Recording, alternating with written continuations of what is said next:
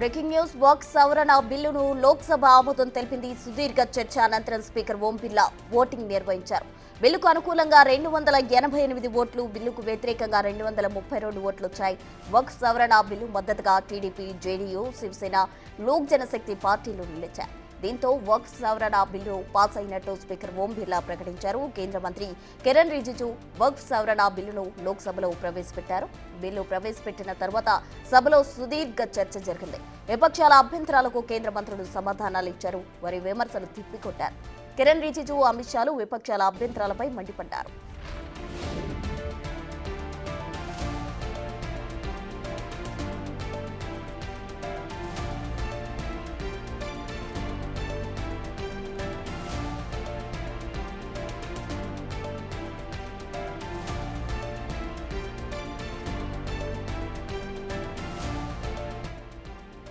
Work సవరణ బిల్లుపై దేశంలో అయోమయం సృష్టించేందుకు విపక్షాలు ప్రయత్నిస్తున్నాయని కేంద్ర హోంమంత్రి అమిత్ షా ఆరోపించారు. ముస్లింలను భయపెట్టి వారిని ఓటు బ్యాంకుగా మార్చుకుంటున్నారంటూ విపక్షాలపై అమిత్ షా ఆగ్రహం వ్యక్తం చేశారు.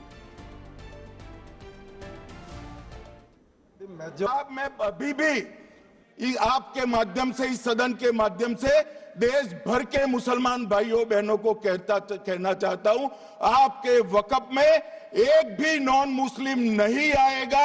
ये एक्ट में ऐसा कोई प्रावधान नहीं। मगर जो वक़्फ बोर्ड है और वक़्फ परिषद है, उसका काम क्या है? वक़्फ की संपत्तियां मान्यवर बेच खाने वाले लोगों को पकड़कर इसके बाहर निकालने का। वक़्फ के नाम पर औने पौने दाम में संपत्तियों को 100 साल तक किराए पे देने वाले लोगों को पकड़ना है। वक़्फ का जो पैसा होता है, इनकम जो गिरती जा रही है, जिसके माध्यम से माइनॉरिटी का विकास करना है, माइनॉरिटी को आगे बढ़ाना है, इस्लाम धर्म की सारी धार्मिक संस्थाओं को पुख्ता करना है। ये पैसा जो चोरी होता है ना, उसको पकड़ने का काम। సమాజ్వాదీ పార్టీ అధినేత అఖిలేష్ యాదవ్ సవరణ బిల్లుపై తీవ్ర అభ్యంతరాలు వ్యక్తం చేశారు. ప్రపంచానికి తప్పుడు సంకేతాలు పంపుతుందని ఆరోపించారు. ప్రపంచవ్యాప్తంగా భారతదేశ సెక్యులర్ ఇమేజ్ దెబ్బతింటుందని అభిప్రాయపడ్డారు. లోక్సభలో పాస్ అయిన వర్క్ సవరణ బిల్లు నేడు రాజ్యసభ ముందుకు రానుంది. రాజ్యసభలో దాదాపుగా 8 గంటల పాటు చర్చ జరిగే అవకాశాలు కనిపిస్తున్నాయి. రాజ్యసభలో కూడా బిల్లు పాస్ అయ్యే అవకాశాలే ఎక్కువగా ఉన్నాయి.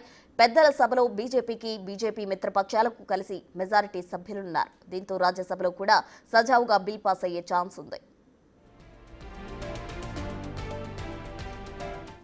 మోర్ డీటెయిల్స్ మా ప్రతినిధి శివ ఢిల్లీ నుంచి లైవ్ లో అందిస్తారు. శివ, రైట్ ప్రస్తుత లోక్సభలో సుదీర్ఘ చర్చ, ఓటింగ్ అనంతరం వక్ఫ్ సవరణ బిల్లును ఆమోదిస్తున్నట్లుగా లోక్సభ స్పీకర్ ఓం బిర్లా ప్రకటించారు.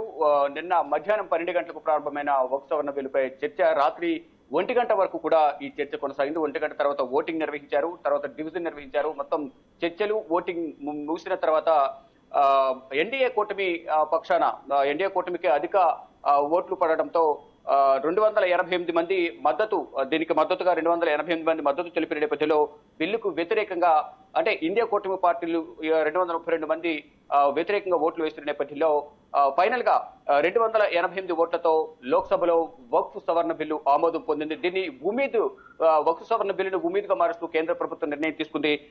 United Waqf management, empowerment, efficiency and development గా ఉమీద్గా కూడా వక్ఫ్ సవరణ బిల్లును కేంద్రం పేరు మార్పు చేస్తూ కూడా అధికారిక ప్రకటన చేసింది. అంటే సుదీర్ఘంగా ఈ చర్చ, ఓటింగ్ నిర్వహించిన అనంతరం వక్ఫ్ సవరణ బిల్లు ఆమోదం పొందినట్లుగా కూడా ప్రకటించారు. అయితే ఈ రోజు రాజ్యసభ ముందుకు వక్ఫ్ సవరణ బిల్లు రాబోతుంది. అక్కడ కూడా ఎన్డీఏ కూటమికి బలం అనేది 121 మంది బలం ఉంది. అక్కడ 116 మంది మ్యాజిక్ ఫిగర్ ఉంటే సరిపోతుంది. అక్కడ ప్రజెంట్ రాజ్యసభలో 233 మంది సభ్యులుంటే దాంట్లో ఎన్డీఏ కూటమికి 121 మంది సభ్యుల బలం ఉంది. అక్కడ కూడా బిల్లు పాస్ అయ్యే అవకాశాలు అయితే ప్రధానంగా కనిపిస్తున్నాయి. ఇక నిన్న బిల్లు సవరణ బిల్లు చర్చ సందర్భంగా కూడా ఇటు కేంద్రం బిల్లును ఆమోదించే విధంగా కూడా చర్చ చేపడితే దీన్ని వ్యతిరేకిస్తున్నాము, ముస్లింలకు అన్యాయం జరిగే విధంగా దీనిలో సంస్కరణలు చేశారు. జేపీసీ కమిటీలో కూడా విపక్ష పార్టీల అభిప్రాయాలను పరిగణనలోకి తీసుకోకుండా ఇష్టానుసారంగా బిల్లును ఇంప్లిమెంట్ చేశారు. బిల్లును స్పీకర్ కు సమర్పించారంటూ కూడా ఇటు జేపీసీ కమిటీ చైర్మన్ జగదెంపుక పాలపై కూడా విపక్ష పార్టీలు ఆరోపిస్తే కాంగ్రెస్ కూడా ముస్లింలకు అన్యాయం చేసే విధంగా కూడా బిల్లును సవరించి ఇంప్లిమెంట్ చేస్తున్నారు, ఆమోదింపజేశారనేది కూడా వారందరూ విపక్ష పార్టీలను కూడా ఆగ్రహం వ్యక్తం చేస్తున్నాయి. కానీ ఇది ముస్లింలకు న్యాయం జరిగే విధంగా కూడా ఈ చట్టం ఉంటుంది అనేది కూడా దాంట్లో కొన్ని సంస్కరణలు తీసుకొచ్చే వారికి అనుకూలంగానే మార్చాం తప్ప ఇష్టానుసారంగా మార్చలేదు. గతంలో 2014లో ఎన్నికల సమయంలో కాంగ్రెస్ ఇచ్చిన హామీల మేరకు గతంలో వారికి అనుకూలంగా ఈ వక్ఫ్ సవరణ బిల్లును ఇంప్లిమెంట్ చేయడం ద్వారా వేరే ఆస్తిని కూడా మా ఆస్తిగా పరిగణించే అవకాశం అనేది గతంలో చేసిన సంస్కరణలు సెక్షన్ 40 ద్వారా సవరణ ద్వారా అవకాశం ఉంది. కానీ దాంట్లో ఇది ప్రమాదకరంగా ఉంది. దాన్ని మేము మార్పు చేసి ఇటు ముస్లింలకు న్యాయం జరిగే విధంగా కూడా ఈ సవరణ బిల్లు చేపట్టామంటే కూడా కేంద్ర ప్రభుత్వం చెబుతోంది. ప్రస్తుతం